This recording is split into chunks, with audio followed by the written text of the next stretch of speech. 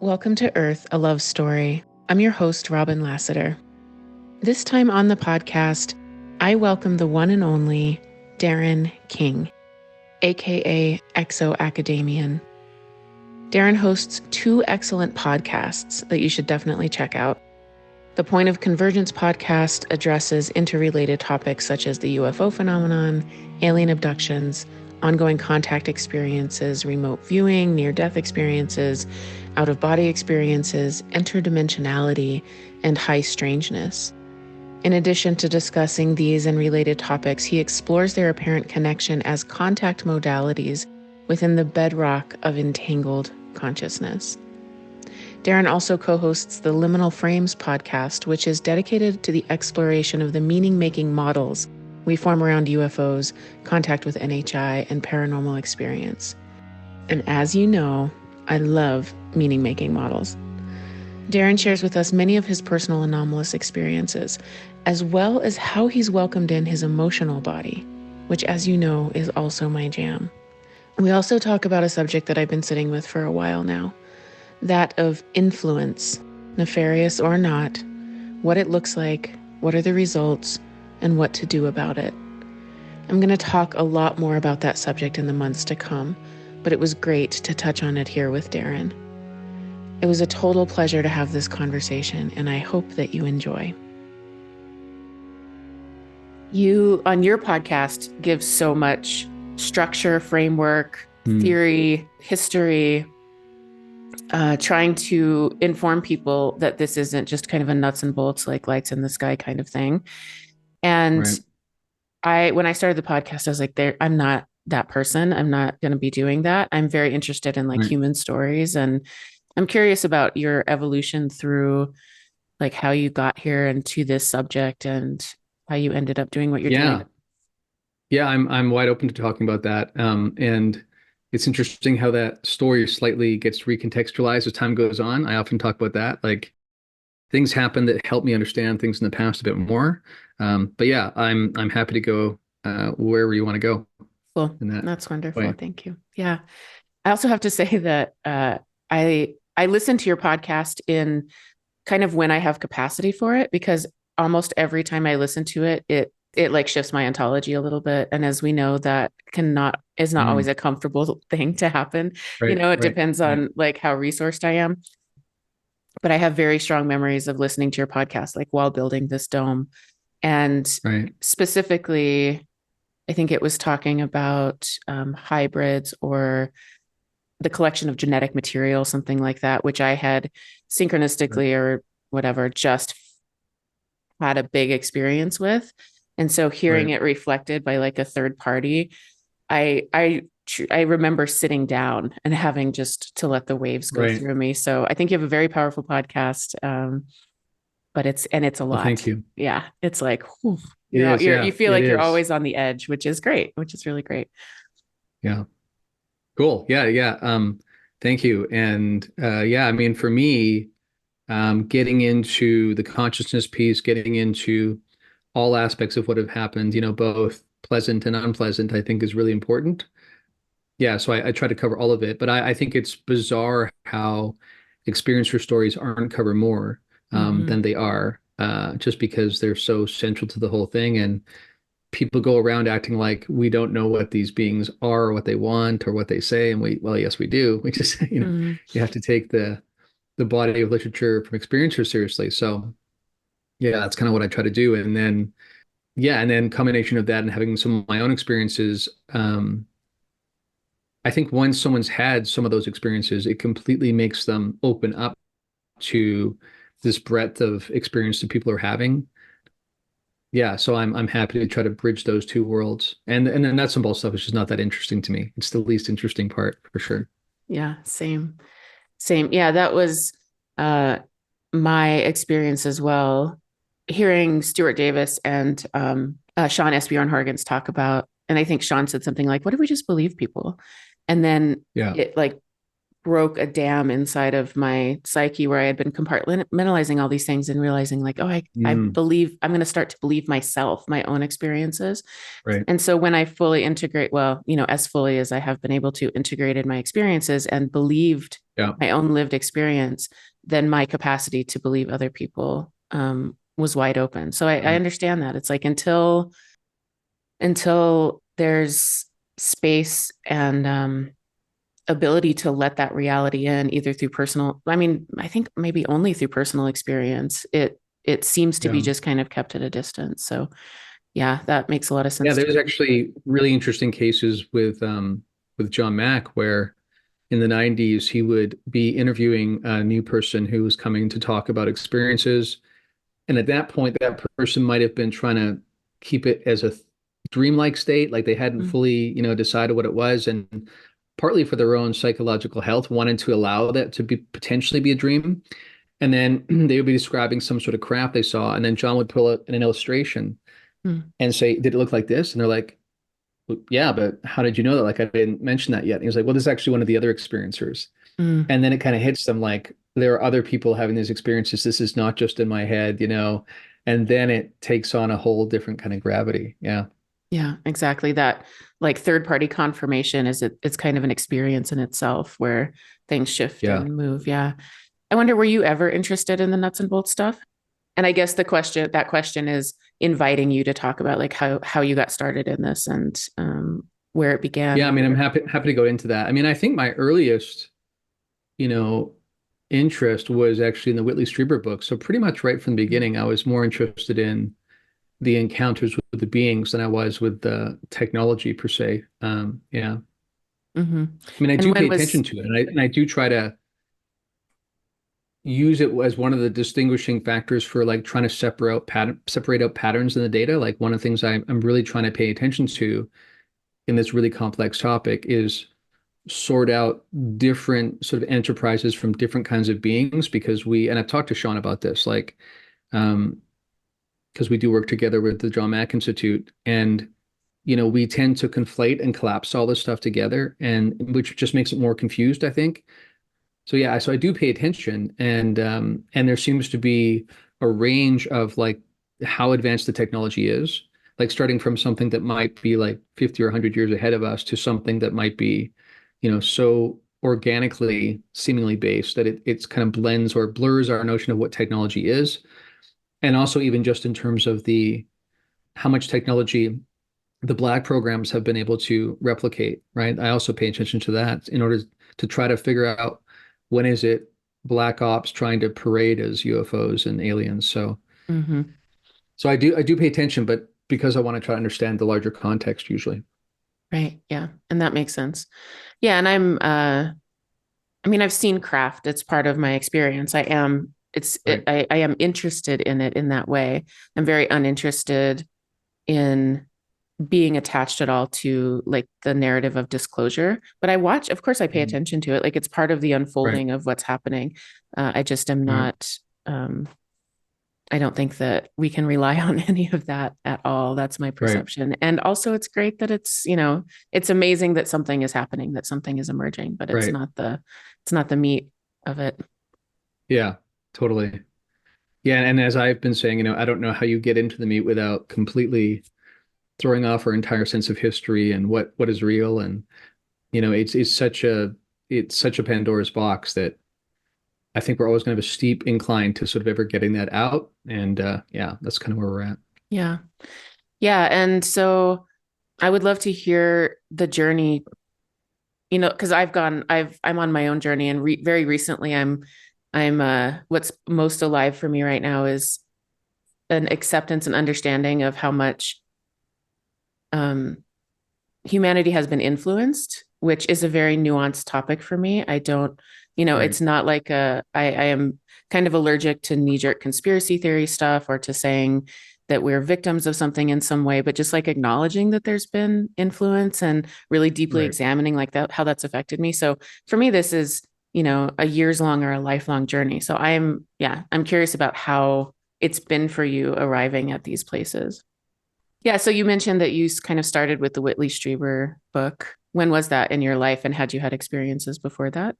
That was like in my late teens, early 20s. And at that point, I had not really had any experiences. It was after that I did. Mm, Although the way that I was drawn to his material was so strong, that I sometimes wonder if there's something subconscious recognizing, like all my friends remember at the time, like, man, you're really like taken with this stuff, but it was later that I had experiences. I mean, there were a couple things when I was really young, but most of that actually came back like as fragments, like way later that I kind of remember these fragments of things that I can't really say I know what happened. So yeah, so it was sort of after his books that I had experiences. This sort of like also factors into the whole thing about synchronicity and how there being times where we feel like our lives feel a little bit like a script. Mm-hmm. Um, and I also have this sense that like a higher version of ourselves is also to some extent guiding us, sending information, leaving breadcrumbs. So in that sense, it's a combination of things in terms of what I've been led by. Um, and I look back and I feel like in retrospect, I go, wow, I can really see how this makes sense now. So what looked like a meandering journey now feels like at this point you pick up this point you pick up this. So yeah, it's been fascinating to see that recontextualized over time for sure. It's totally changed things. Like the last few years for me have been totally insane in terms of how much has shifted. Um, it feels like everything has kind of been shifted. So, but it also feels not at all haphazard, feels very designed. I mean, I had to respond. There's a relational aspect to it, but it feels very much like a path laid in front of me. So it's been a trip for sure. Yeah, yeah, I can I can relate to so much of that, partly, talking about having to recontextualize like what's real and all of our collective history, but also our personal history. For me, it Right. was sort of like a switch was flipped in 2019, and Hmm. I had had experiences my entire life, but suddenly it was all arranged into this narrative that Right. that connected everything. And yeah, and then it's been a wild journey since then. So it Hmm. sounds similar. Like I can really relate to that. Do you want Right. to go into what your experiences were after you read Whitley's work?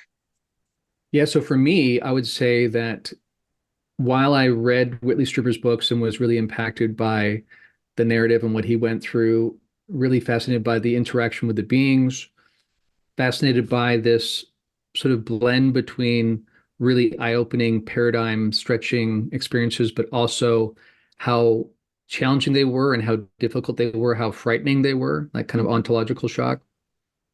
For me, the first thing that happened that was really daunting and changed my paradigm and was so paradigm stretching that I didn't know where to put it was my wife at the time and I were moving our young family across the country from Tennessee to Washington State. And we had this experience where we were staying in a hotel, and this was in 2005. Our daughter was 3 years old at the time, and my wife was pregnant with our son.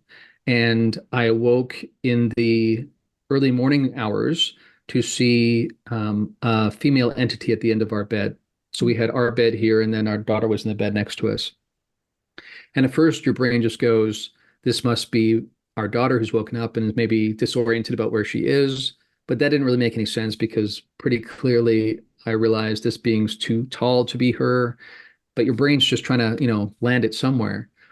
And I got out of bed and started walking towards this female entity.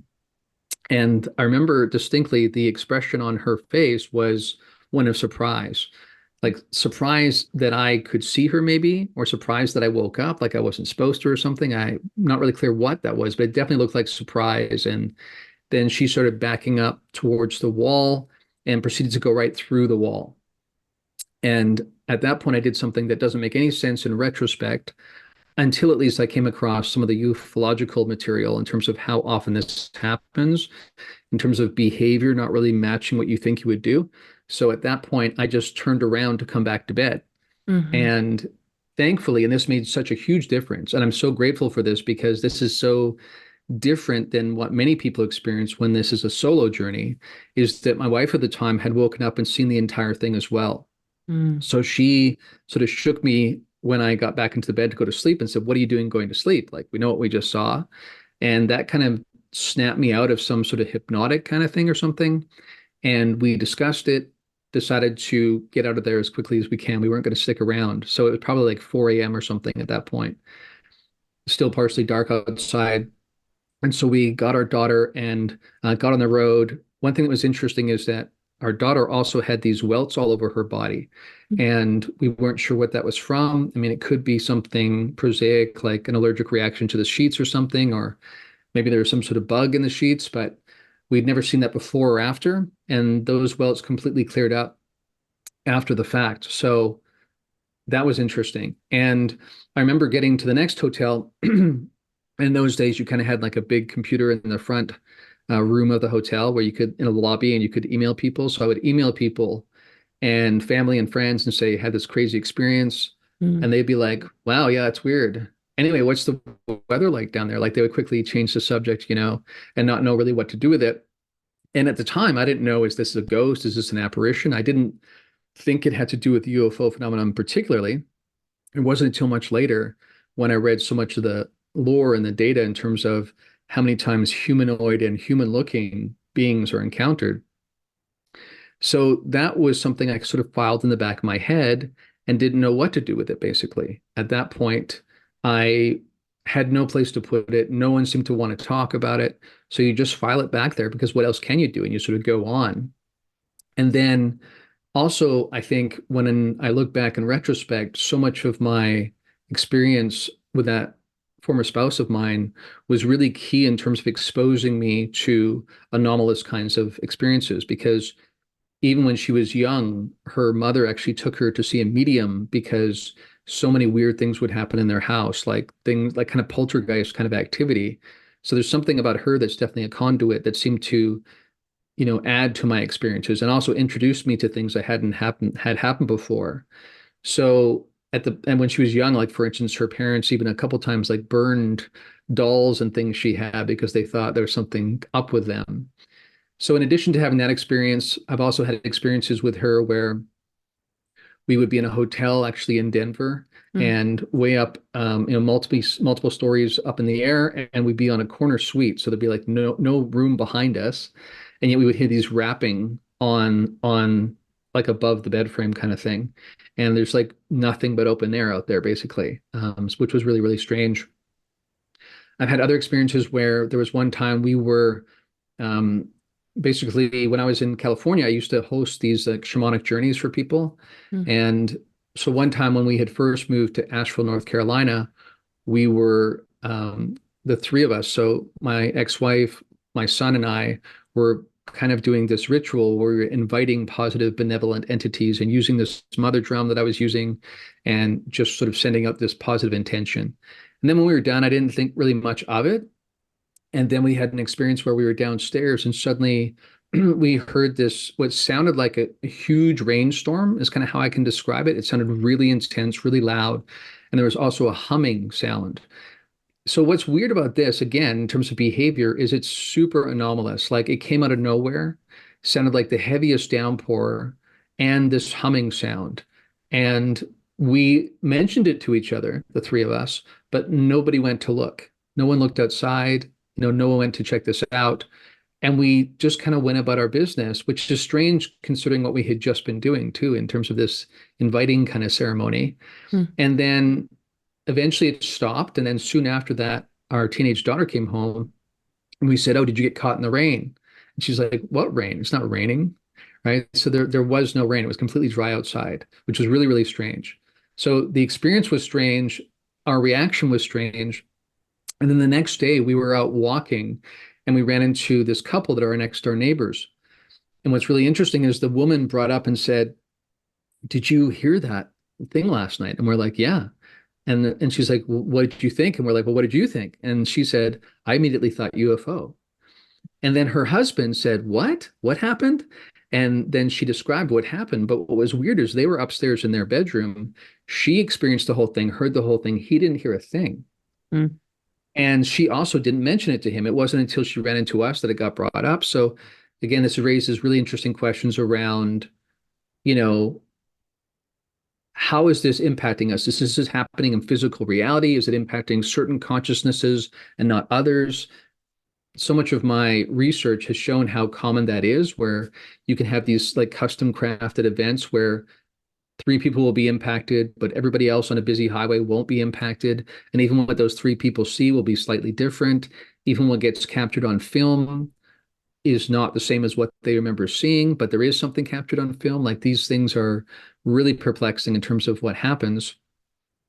Another experience I'll share is that, and this one was really impacting for me too, when I was in I was at the Monroe Institute for a private retreat I was invited to. So this was a combination of ex-government people like John Alexander, who had been, working on this topic for a long time in official circles, researchers in this field, people who had been involved with psi phenomena, but not so much UFOs, and some really prime contactees, experiencers that are well known, like Chris Bledsoe, for instance.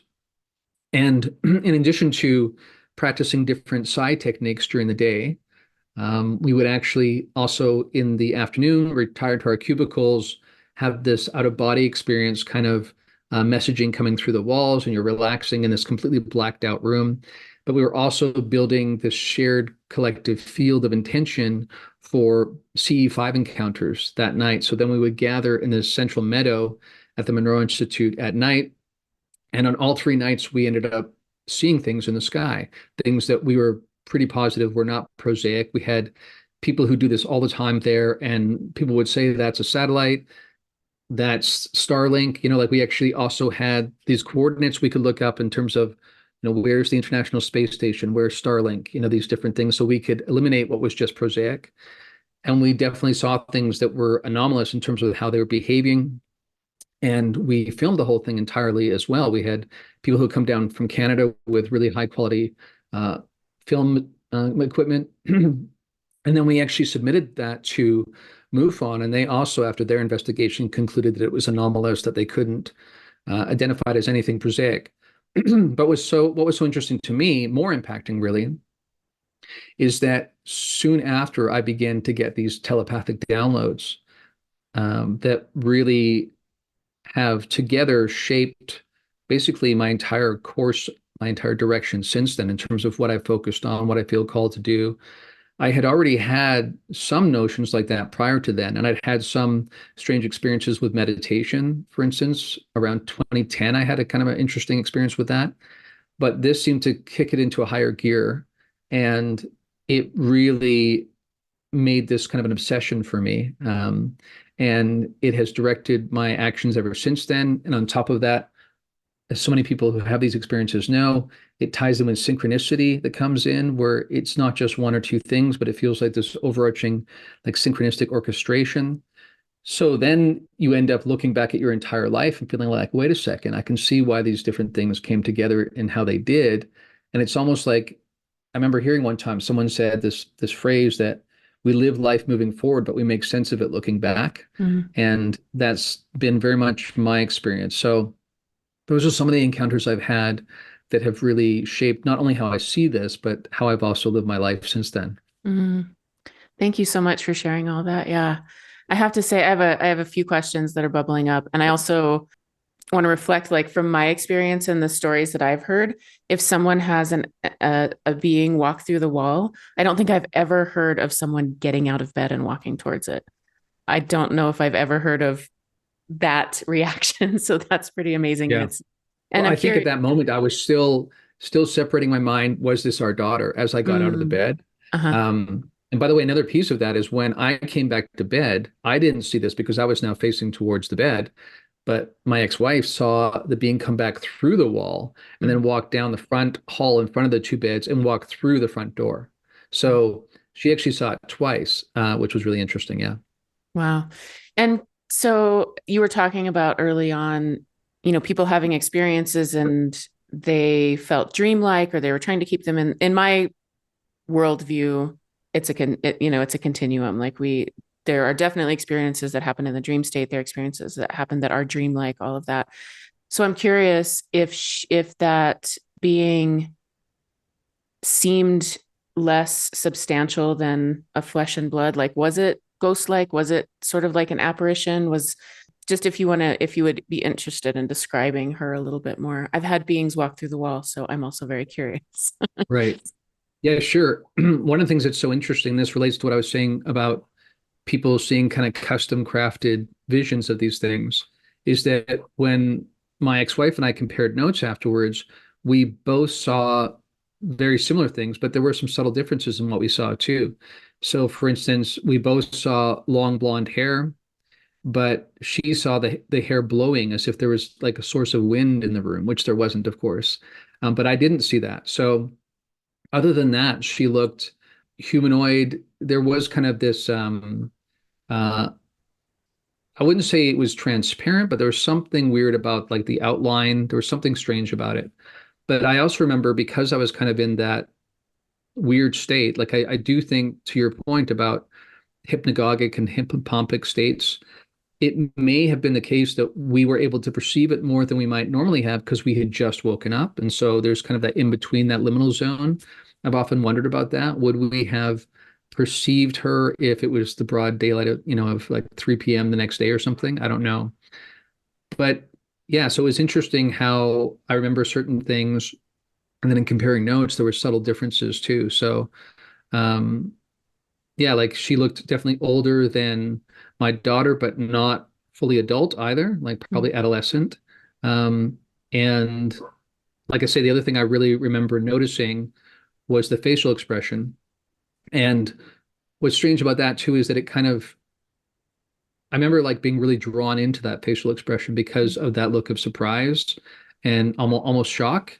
Um, Yeah. So, and then of course, what's interesting is when you reflect on it over and over and over again, you begin to wonder, how much am I remembering directly? How much is this based on the conversation my ex-wife and I have had about the experience? It's a very strange thing. And also, what occurs to me that makes me so thankful that we did have that conversation and I did stay awake is that if I had gone back to sleep, I probably either would have dismissed it as a dream or, forgotten it entirely. And I wonder how many people are having those experiences and just not remembering, or just, saying it's a dream in their mind. So I think about that as well. Yeah. Yeah. Yeah. The fact that it was a shared experience is huge. Every time I've had a shared experience, there's something very comforting about it, because it does plant it in reality in a different way. Yeah. I had a question that we'll see if it comes back. It has floated away. But I do have other questions. One of them being, you mentioned doing kind of shamanic journeying and having that experience. Did you grow up with a sense of being connected to spirituality or the paranormal, other than just being super fascinated by ufology? Like, what was that like? Has it been a lifelong thing for you? It's such an interesting question. And I swear that changes a little bit over time as I look back on it. Because again, sometimes I have memory fragments that come back that hadn't remembered before. I would say that the way I would describe myself is when I came into the world, I remember being kind of in shock at how emotionally dangerous this world felt. And, I had a really good family, a fairly typical happy childhood. There were some challenges between my brother and I, but generally speaking, it was a normal childhood. But I just remember not realizing this at the time, but in retrospect, I realized I was particularly impacted by the way that people could hurt each other, like emotionally, with their words and the way they misunderstood each other. And I remember feeling like that was not what I was used to. I'm not sure what I was basing what I was used to on, but in retrospect, I feel like I have some memory of this kind of seamless realm where there's telepathic communication, where nothing is hidden, where there's these sort of like misunderstandings that lead to distortion and anger didn't exist. So I remember thinking early on, I'm going to have to stiff arm the world, like just to get through, And I remember sort of taking that perspective really early on, that I'm going to um, create a buffer between me and other people. And I didn't even talk to my parents about this. I remember my mom saying I was unusual, unlike other kids, and that I didn't seem to ever want hugs or need hugs. Mm. I have often felt like I observe and watch humanity, but I don't fully identify with it, which is not how I would have described it when I was young, of course. You don't go around saying that. But in retrospect, that's how I feel sometimes. So sometimes I feel like an observer here to watch the entire thing and have enough background to feel like I can operate here, but it does feel quite foreign to me sometimes. So not just the way human society runs, but even the way humans interact with each other. I think that has really impacted me more recently as I reflect on those experiences, some of the anomalous experiences, when I think about the fact that that being was in the hotel room when my wife was pregnant with our son. I know about the multi-generational way that this sometimes impacts families. Makes me wonder. I know that my dad has also had experiences, so it seems to come from that side of the family. But he grew up in the UK. He was born in World War II. People don't talk about those things at all. People didn't even talk about the trauma they went through in World War II, let alone, anomalous experiences. But he's had many of those, including, having experiences with deceased relatives that have come back, those kinds of things. So, yeah, I think about all of that in terms of how I've framed reality. And I would say that more recently, another thing that changed was at some point I came to the point where I realized, okay, this stiff arm approach to the world is effective in terms of, preventing me from being bludgeoned by, emotional trauma. But I also realized I was missing out on being really close to people and the connection that can come from that. So I realized I wanted to adjust my way of interacting with the world and with people. And that seemed to create a new level of awareness for me, where suddenly so much more stimuli was coming in, picking up stuff from people that hadn't been that way before. And I would say that's another thing that's happened since even the encounter I had at the Monroe Institute, and what changed afterwards is sort of this just sort of psychic awareness. It seems to be like I think all of us have much more of that capacity than we realize. Some of it comes down to practicing, and I've really diligently practiced with people close with me over the last couple of years. But also something seems to have upticked that way as well. So yeah, it's a long story, but I do think even as a really young kid that I remember feeling different. I remember feeling like even though I had, compared to some people, a very loving and supportive home, but still for me, human civilization, even at its best, felt very, very strange. Remember that feeling. Yeah, and I just resonate with that so deeply. I grew up in, what could be considered an idyllic landscape, a very small family, very connected to nature, animals, no real religious like overculture imposed on me. I really got to explore, extremely sensitive to the world, and felt like it was a very dangerous place. And I really didn't quite understand the rules of what to do here and how to operate. And my response to that was to two things. One is to just come kind of half out of body. Honestly, like I just dissociated a little bit and spent most of my life like that. And also my internal world became very, very rich and very difficult to explain to people. And I never tried or rarely did. But yeah, a response to sort of the intensity of the world and what I call dumb suffering. The stuff like there's plenty of natural suffering that happens with death and decay and, pain and all the stuff that just comes with being embodied on a planet. But then there's all this dumb suffering that we do to each other that is completely unnecessary. That, like you said, the emotional pain. And it's interesting as well, because part of my journey over the last few years has been turning expanding the capacity of the emotional body, which sounds similar to what you're talking about, and how that opened this world that was much richer. The more, I just like learned to feel my feelings basically. And Yeah. as a very conscious response to deciding, like, okay, maybe this story is true. Maybe I'm from somewhere else. Maybe I don't really know how to human, but I really love this planet. And I'm really actually kind of in love with humanity, even though it's so messy and crazy. It's also really beautiful. So I'm going to choose to come here. I'm like planting, I don't want to, some sort of less colonialized way than planting a flag, but like Right, I'm going to right, be here, right? Like this is what right. I'm in devotion to, is this planet. And so how do I figure this out? And the biggest piece was um expanding the capacity of the emotional body, which has been a journey into grief that's now like coming full circle into joy, and a very rich experience. So cool that you had that, that was something that you opened up to as well. Yeah, and there's a few more things I can share about that. One is that I also relate to what you're saying about this rich inner world, and I very much, yes, did retreat from the world to some degree, but my inner world was very rich as well, to the point where even when my own kids were growing up, I think I underestimated the degree to which they weren't like that. Mm. So I remember being so independent as a teenager and into my 20s. And even before then, right? Like I said, like my mom remembers noting that I did not act like a normal kid, very different than my brother, for instance. And so for me, I was so independent, so able to sort of create this equilibrium inside myself, that I was able to remove myself and still maintain this equilibrium and feel very happy. There wasn't much I needed to be happy. And it was when my kids, were teenagers, that I began to realize, oh, not everybody's wired this way. And that was Mhm. strange to me because I remember so clearly what I was like as a teenager.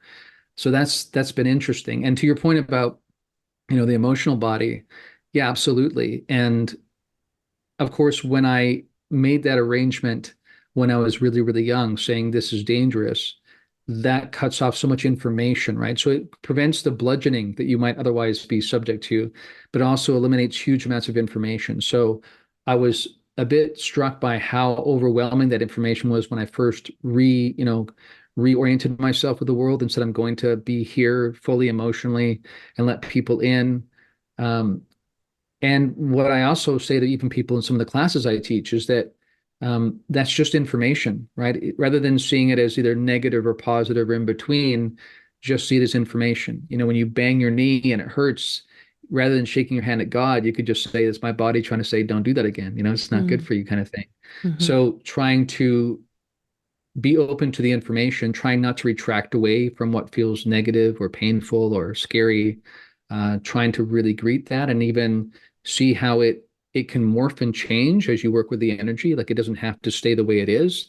And also having this sense that in this human experience, so much of what ends up being encoded and sort of even passed up the line, I would say, is in emotion. Like so Mm. much of the richness of experience is encoded in emotion. So when we think about really impacting emotional events, people talk about time slows down and you remember every single detail, like incredibly rich canvas, right, of these kinds of experiences.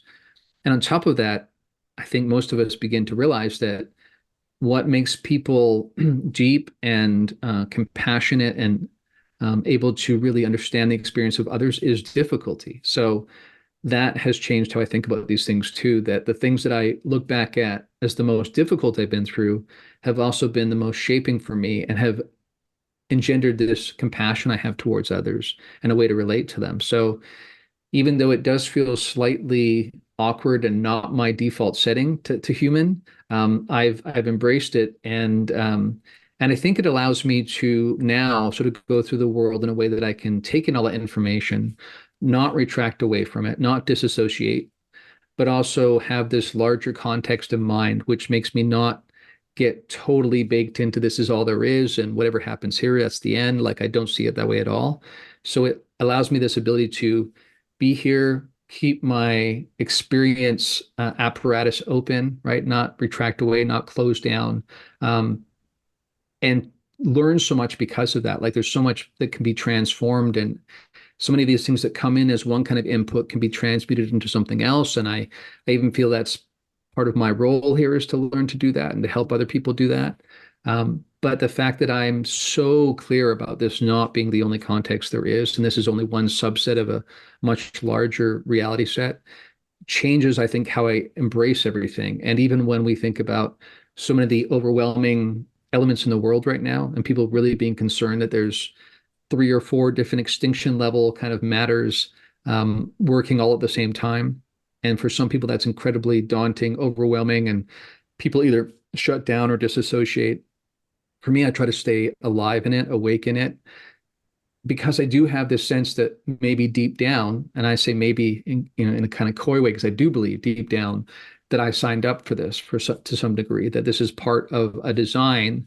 And if you're going to experience something that is not ultimate, that your life doesn't end when this body dissolves, then why not come in at a time where this apex experience is happening for the civilization, because that has so much potential in terms of soul development and that kind of thing, and even how source can learn from these kinds of experiences. So I try to stay open and fully embrace and experience everything that's happening.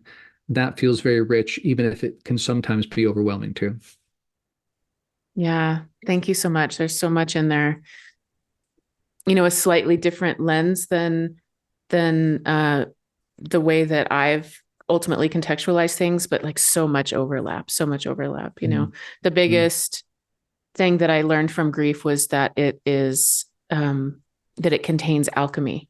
That if you don't, I call it like touching bottom. Part of what I'm doing here is to feel as deeply as possible. Even my like astrology and human design stuff, it's all emotional. It's all the emotional body. And it felt very overwhelming for a long time. So I shut it all down. So when I did open back up to feel my feelings, it is a lot. I go down, Right. down, down.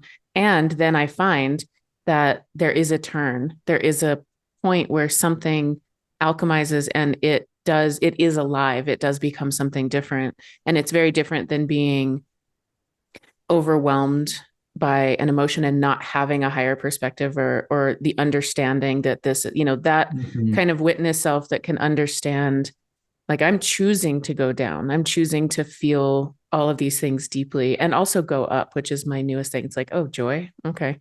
So I'm going to figure that out, but having capacity for like great joy and bliss it's intense, it's really big, but I'm doing it on purpose because of this human experience. So I really resonate with that. And yeah, understanding that that death isn't the end, which of course my human body, is like, yeah, it is for this body, death is terrifying. And also it is a natural process that happens on this planet. And so having that higher understanding and realizing, yeah, if we did choose to come here during this time, then it can be a wild adventure instead of, pushing it away or keeping things at a distance or just trying to stay safe from it. But of course, that's been a lifelong journey, which gives, like you said, compassion for people who can't fathom looking at this as an adventure, which I completely understand. There's a lot of compassion for that because it's not an easy ride. And if before that perspective comes, it feels very unsafe and it can feel really dangerous to people and the suffering. Like for me, it's like, of course, compassion needs to be here because suffering is real along with these higher perspectives. Yeah, I think that sweet spot between staying in it, being aware of it, not trying to dismiss or ignore things that are happening that are pretty dark and difficult, but also not disassociating from it to the point where we're kind of just going, I'm a multidimensional being, man. I'm not even going to pay attention to that. Like, I don't think that's helpful either. We do need to be in it. I think one thing I try myself, and I also suggest this to others sometimes when they ask me about this, relates to what you were talking about, how this body, will die, and this body has a reaction to that. So our body kind of has its own kind of intelligence and its own kind of awareness in a way, and it's kind of based on a few basic factors. Propagate the species, eat, sleep, and survive. Right, those kind of things. So what that means is sometimes there can be like meditative practices around like practicing death, is what I call it, where you basically imagine a scenario where maybe because of society getting crazy or something, you die sooner than you would from a natural death, perhaps, and actually practicing how you will make that transition.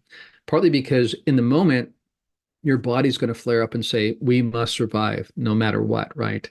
And that can dominate your mentality, your consciousness at the time.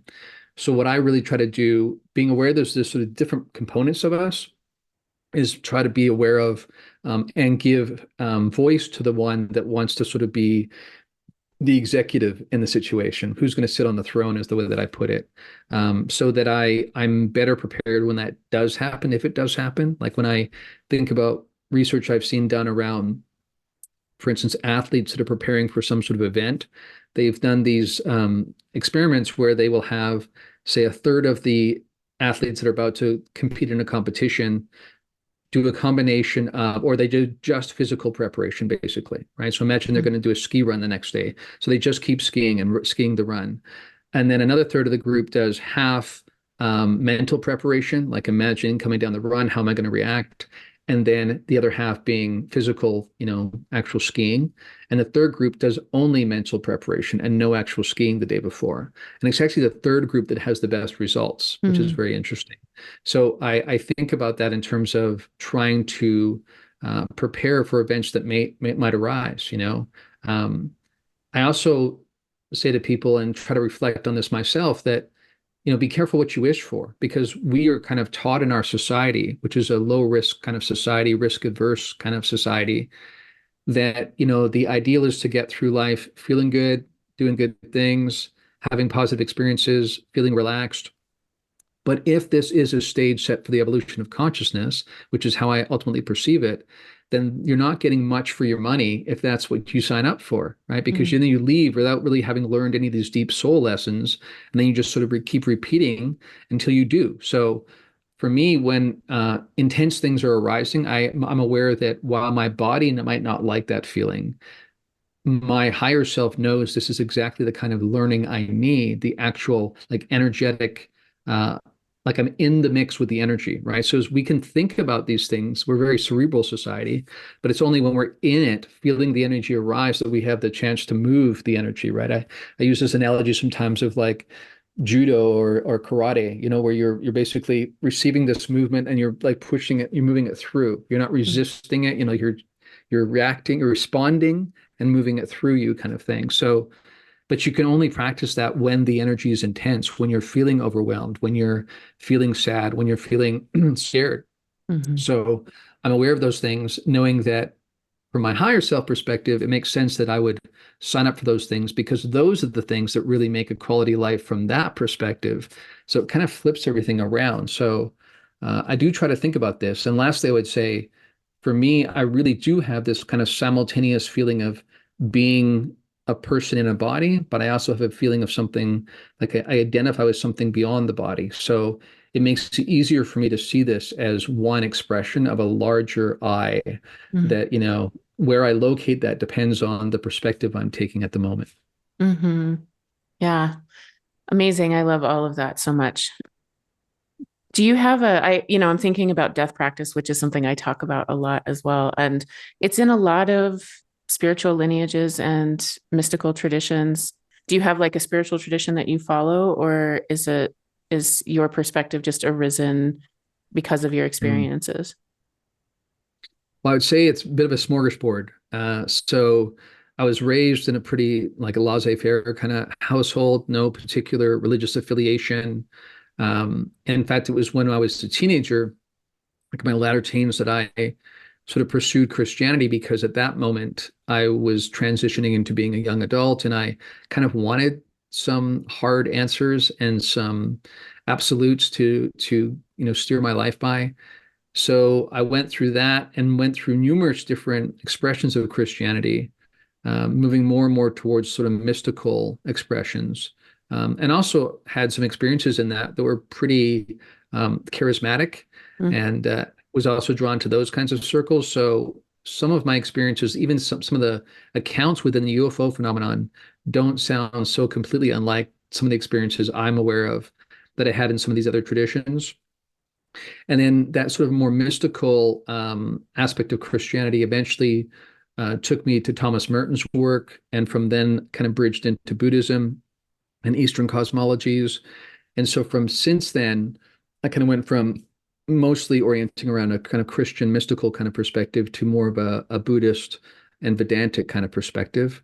And that also feels like one of those synchronistic orchestrations, because when I began to get this sort of communication around how things are set up and what this life is within this larger context, so much of that fit together. Like some of it filled in and it was more color available, but it fit with the basic principles I already had sort of been leaning towards because of those traditions. So in my Buddhist practice, a lot of meditation, which helped me drop into this space where I'm aware of a much broader, expansive reality where I don't really identify with this body mind at all.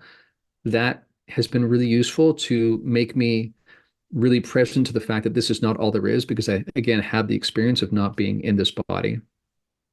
And yeah, so I would say that that kind of has been my background. I also definitely got into kind of shamanic rituals and understandings of things. And I, again, really liked the experiential aspect of that, how it's not about sitting and listening to someone talk about a bunch of ideas. It's very much a practice that you get into. And it puts you in contact with non-ordinary states of reality. So all of this kind of fits together. And so when I then really embraced this research and investigation into the phenomenon, that, as we call it colloquially, so much of that fit together. So these different pieces that you then find that some people find very discombobulating, like, nuts and bolts make sense to me, but what about these experiences people are having? And is it happening in reality or not? Like even the, nebulous nature of what is real, and there being different sort of aspects to that, different dimensional kind of ways that we can interact with these things. That was already part of my background, both experientially and in terms of how I made sense of the world. So it has been, I think, a less of a steep climb for me than it is for some people who come from a sort of scientific, physicalist kind of perspective, thinking these are straight technological craft from Alpha Centauri, and then being, encountering all of the other high strangeness associated with this. Mm-hmm. A lot of resonance there for me as well, just in terms of finding a worldview that where everything fits. Everything is allowed. I study Vajrayana Buddhism, and it's like and also I view the world through like an animist lens, that there are no dead things, everything is alive, and it all fits and it all makes sense, and it has room for my very wild experiences, and that worldview is really, really helpful for that. Yeah, I agree. And even though, again, a lifetime of experiences, but our, what I call the overculture, is so rational materialist oriented that it's only what you can measure, and then everything else was pushed away as unreal, that even somebody who's had a lifetime of experiences, it was a journey to come back to or to allow in the idea that that's actually not how the world, that's not really what reality is. And I know that there's a lot of people that I think our culture is actually, it might not be, mainstream quite yet, but it feels like we're quite close to being like, oh, it's not, actually it's just not empirically true that this is a rational materialist world. Mm-hmm. And that reality doesn't work that way. And you have to account for consciousness. And I listened to a talk with Jeffrey Mishlove about with a remote viewer who talked to like 1,000 or 1,500 remote viewers and asked them what the future was like, and then correlated all the commonalities. And one of the things that they said was that like the foundational way that we look at reality will change, and it's not too far in the future, just because of understanding that it's a both and, that it's a mix. We do live in a material world, and also, Right. Yeah, I mean, for me, one thing I haven't mentioned yet that was really helpful for me in making that transition was a long stint in studying integral theory, and I was also involved in these integral salons when I was in California, in the Sacramento area.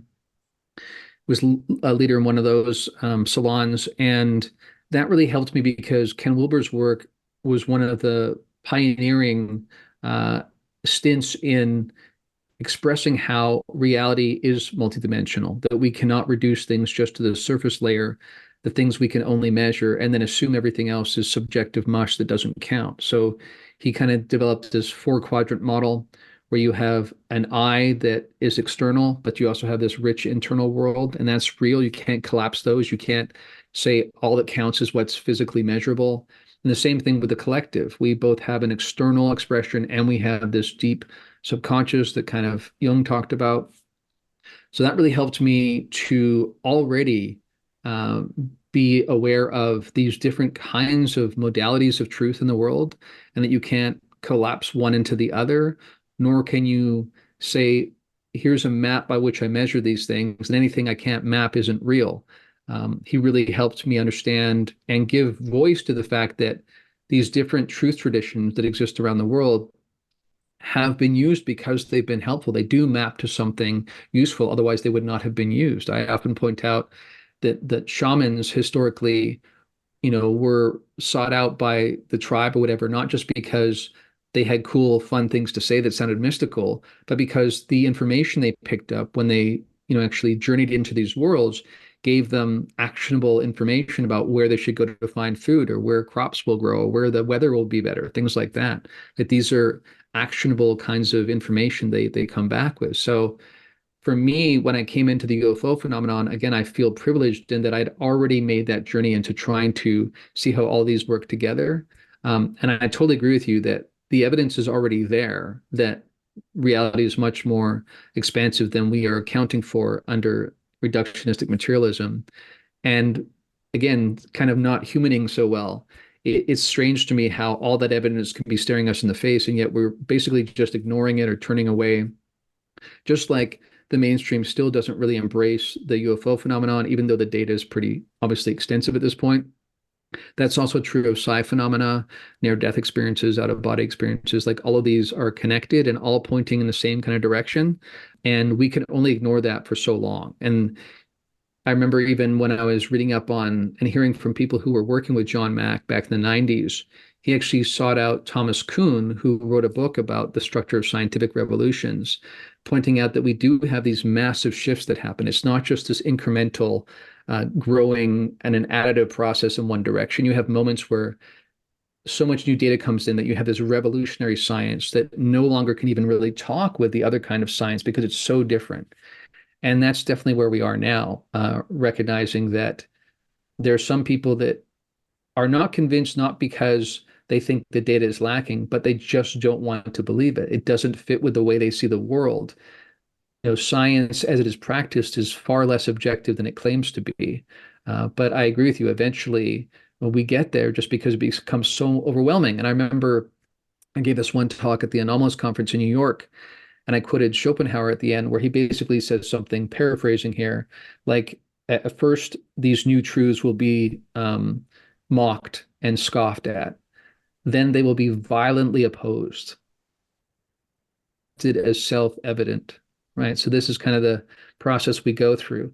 First, people just think it's so funny and they don't feel any threat from it, so they just laugh at it and mock it, kind of what ufology was like, 20 years ago.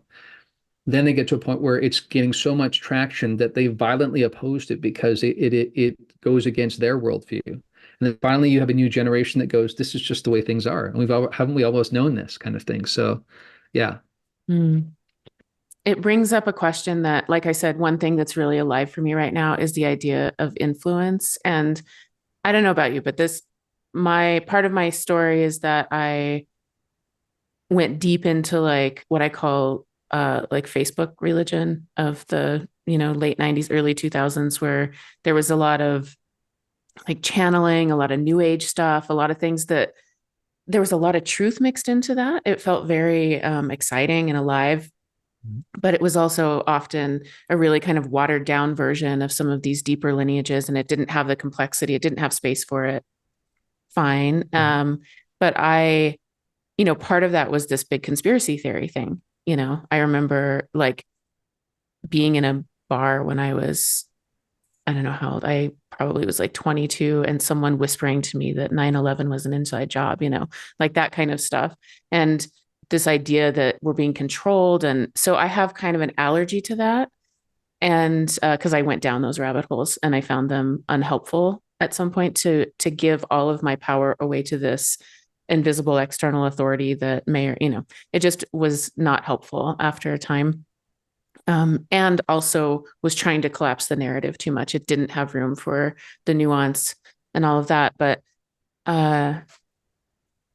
it's just been coming up for me. I've been revisiting some of those ideas. I just read Penetration by Ingo Swann, which before a few years ago, I didn't know ufology existed. I didn't read, I read Whitley's book 4 years ago. I haven't even read, I have like a stack of books and I just haven't been through it. I don't have the whole picture of all of this. So when I come across these things, it really made me think about, it doesn't even have to be nefarious necessarily, but just that there are kind of control mechanisms in place to keep culture and society focused in a certain direction. And there may be parts of it that are nefarious, that we don't really want to.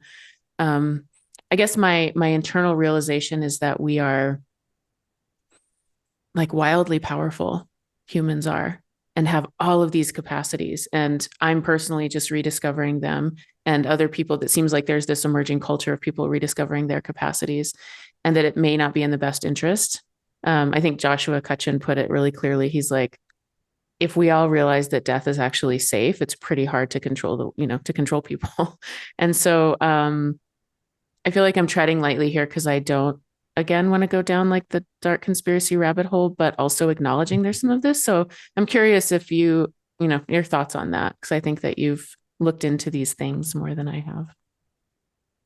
Yeah, it is the rabbit hole of rabbit holes. And I think one thing I've made note of is that probably the biggest reality shift, paradigm shift for me is not that these other beings exist and surround us and are in our midst, even when we don't perceive them, but actually some of the conspiracy theory kind of level stuff around control systems in society that have involved both nefarious human groups and sometimes some non-human groups. I have seen enough data now that I'm convinced some of that is absolutely true. Um, I think that on the one hand, I'm careful about how I communicate that to people because some people kind of become so alarmed by that they kind of collapse into inaction and then they feel overwhelmed. And I agree with your other point completely that we are incredibly powerful beings.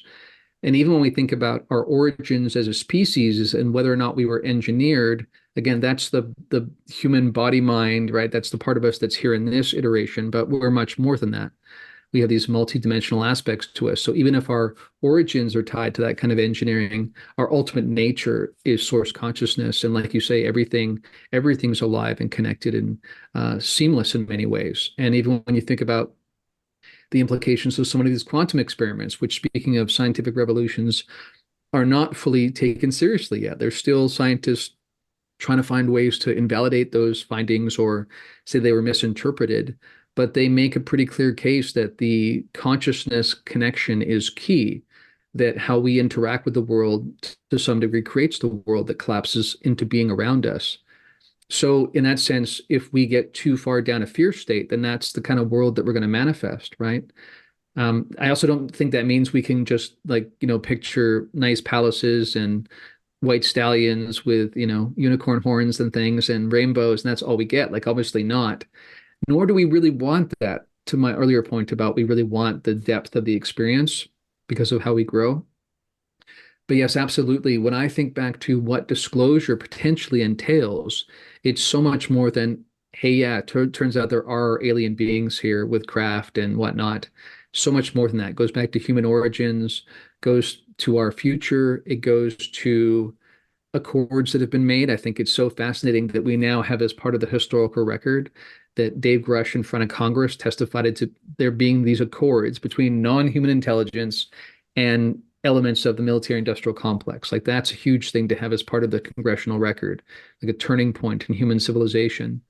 And I make the point to people that even though I've had encounters with much more benevolent beings who I think are closer to source consciousness, so they're non-dual and transpersonal in how they relate to myself and everyone else, because that's what naturally happens when that's your perspective, that the beings who've made accords with elements of the military industrial complex are not going to be those beings. I try to point that out to people. So I do think there have been even generations and generations and generations of these abusive cycles in certain families that are part of control structures, and they've found ways to, in a pretty sophisticated way, fracture and disassociate human psyches to their benefit. I think that is ongoing and somehow tied to the military. There's so many people who have memories of those kinds of experiences that have, connections to the military and their families. I think all that's true. And I think that part of the reason why elements of the military industrial complex are so resistant to the idea of acknowledging that these other beings exist and have interacted with us is because all of these other things open up as well. How do you open up Pandora's box with the whole thing spilling out? And some of it is pretty nefarious and pretty dark. But at the same time, again, to your earlier point, I totally agree that we are incredibly powerful beings, that when we let that fear state dominate, that reduces our ability to see and to respond. So it's important to have this more overarching perspective of who we are in place, even while we choose not to turn away from or deny some of these other elements that are in the mix as well. That's all really well said. Yeah, thank you so much. And I'm realizing for me lately as well that it's because fear was my background frequency for a really long time, and that has really shifted, and my life has shifted in relation to that. And I'm also seeing this because we do interact with reality, and I do believe that where, this is one thing the beings told me, like where we place our attention and the quality of our attention changes our reality. And they told me that, and it's playing out through time, and I'm understanding more and more what that means. So because of that, I focus less on, again, the idea that I don't dismiss the idea that there is a conscious effort to kind of control and direct for people's own benefit or for other beings' own benefit as well. I don't dismiss that at all. And also, I tend to look more at my own personal responsibility and how can I interact with the world differently. And so one of those things is just the existence of screens, of our phones that are so easy to become addicted to. And lately for me, that has really arisen, like, wow, our attention, our awareness is powerful and valuable. And if it's a currency, then this phone has done a really great job of figuring out how to capture as much of that as possible. And so understanding even that level of influence, what am I looking at all day? What am I doing with my physical body? How much of my energy and attention is going into a screen? I just spent some time away from my phone. I literally didn't turn it on or look at a screen for like a week, which was amazing. I don't know how long it's like been since, before the internet existed, probably that I had that experience. And I have to say that the world became really alive really fast. And I'm someone who believes in and interacts with an animate world, but everything shifted really dramatically. And it gave me an understanding that that for me, it seems like I've been interacting with like simulacrums for a while, and it's not real. This is real, and it gives us the opportunity to do this, and it's amazing. And also, if I'm kind of passively feeding my attention to something that will continue to eat it forever, there's no, it's sort of neutral. Like it will just continue to take in that energy. It's kind of how egregores are created. Just having that awareness and deciding I want to do something different has been front and center lately. And also acknowledging that, whether it's corporate, whether it's governmental, whatever it is, that millions and millions and millions of dollars are spent trying to figure out how to capture our attention. And they're really good at it because it includes the emotional body as well. It includes our dopamine system. It includes the nervous system and all of that. So yeah, so it's fear and also sort of this passive dullness, like a dullness. Placated, pliant. Yeah. Yeah. I mean, I've thought a lot about that, and I completely agree. And it's, again, one of the great ironies of modern life is that we're more technologically connected than ever. You're in a remote location in Colorado talking to me in a remote location in North Carolina. We couldn't have done that 20 years ago, right? But while we are more technologically connected, we're more disconnected both with each other across the planet and in terms of our deep awareness of ourselves. And how many people just don't get to experience the natural world, either because they have busy lives or it doesn't occur to them. Mhm. Some people have lived in concrete jungles for so long they don't know what it's like to be walking in a forest. And I absolutely believe there's been a lot of work done around how do you keep a large populace satiated? How do you make them happy enough that they think they are getting what they want, while really you are shutting down these deeper, more powerful aspects of them? Because you have to both make them believe that they have some sense of, self-control, some agency, some sovereignty, while also feeding them the very things that rob them of some of the more expansive aspects of that. Dopamine being a big one, Mhm. right? There's a friend of mine has done some really interesting research on levels of obesity tied to like fast food and those kinds of things, and how prior to a certain point in the 20th century, those rates were almost nil across the country. Then they just started skyrocketing, and then they had to keep creating new categories because they were becoming like so obese that it didn't even fit with the previous categories. And it was very much tied to what people eat. And we know that the these fast food joints that are everywhere, it's the cheapest food available. Some of the best food is the most expensive, hard to find. Of course, that creates that creates a kind of certain condition for a person where their body becomes like a trap, and it just becomes about these dopamine hits. And same thing with online pornography and how the dopamine hit with that. Like so many of these things that, again, give people the illusion that they're getting what they want, that they're choosing it, but you're giving them this smorgasbord of things that actually, like you say, it dulls their awareness, it dulls their capacities. And so if you pull that bait and switch, you create this populace that feels like they're choosing their lives, but in many ways, the options they're given all result in that kind of dumbed down kind of experience of being a human. And that serves their purposes, because it's only when we're asleep and focused on our screens and these different dopamine hits that we don't open our eyes and see what else is around in terms of what's going on, but also the amazing potential we have. So I think absolutely those things kind of go hand in hand. Mhm. Yeah. It's not great. It's not great. And I always, part of what I think I'm doing here is everything gets run through my system. In order for me to understand things at a deep level, I go through the experience of it. I have a history of addiction. Like I know what Mhm. it's like to go through that process. I know what it's like to be addicted. I know how hard it is to get out of it. And, dopamine Mhm. is so interesting because in order to get like a really good dopamine hit, you have to effort. Like that's part of it is Right. you have to like accomplish something, which is much harder to do than just like getting the random enough likes on your Instagram post or whatever that give you just Right. enough of it to keep you going. So yeah, so one of the things that I'm very lucky to have is my parents were part of the generations that kind of left the cities and came to the middle of nowhere. It was the spark that happened in the 60s and 70s, kind of this counterculture revolutionary idea connected to the land. And they did it. They came out here, they built a house, they spent they live off grid, it's all solar. We cut firewood, we have a garden, that kind of thing. And also screens have completely infiltrated all of that, right? But what my goal and mission is to regenerate that spark with a more mature aspect and connected to the land because it's hard. I want to install a blueprint where we can remember what it's like to be actually connected to the world and humans. So thanks for having that conversation with me, and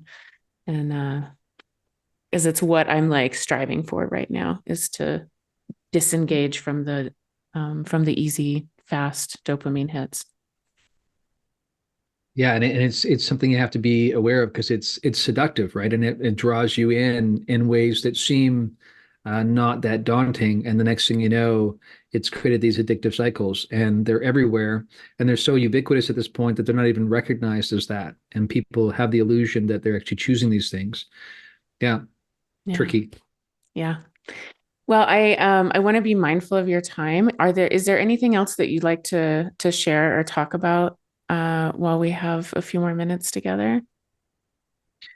Well, I've really appreciated the conversation. I've appreciated the directions it's gone. And it's great to see how some of the things you really value are very similar as the ones I do.